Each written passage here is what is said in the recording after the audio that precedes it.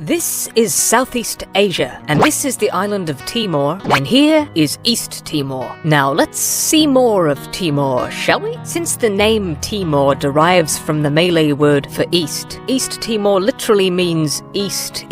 The first persons who inhabited this island came from the north, however, Austronesians from South Asia. They lived in caves and fished for tuna and made seashell necklaces, but little else can be known from those long ago days. Sometime around 3000 BC, the Melanesians arrived, and then the Malay peoples from southern East Asia followed. Chiefdoms were established, because wherever people are, someone has to be the boss over them for some reason. And Timor became a stopping point for various Asian merchants and traders, who had a particular fondness for the island's ample stores of sandalwood, a commodity much desired for its durable fragrance. This is what attracted European explorers and colonizers. The 1500s saw Portugal settle in and slowly take control, introducing corn, coffee, and Catholicism. The mid-1600s saw the Dutch sweep into the Indonesian archipelago and incrementally conquer it. And while they fought Portugal for Timor, they never managed to get it completely. The island was split in two, with Portugal running the east and the Dutch the west, which was formally ratified in 1859. For centuries, Portugal had not invested very heavily in the island, but as its own economy flagged, it pushed for further Timorese resource extrication, but not for better work conditions for laborers, which sparked a big rebellion that forced Portugal to bring in soldiers from Mozambique and this gunboat to suppress it.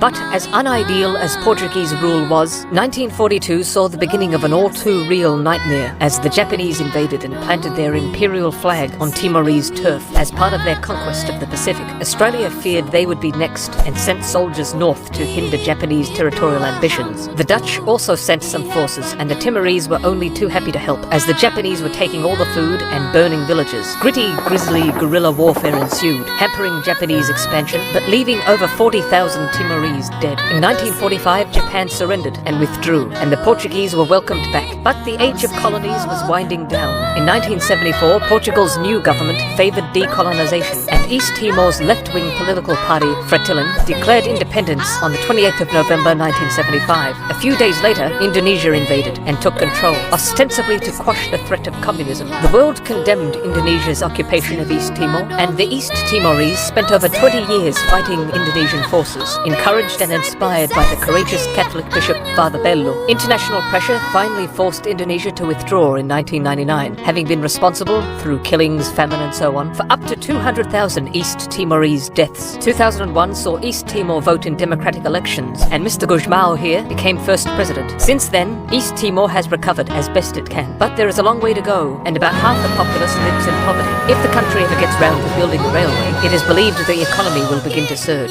Let's hope so, as this country has suffered enough. So best of luck to East Timor. Until next time, bye-bye.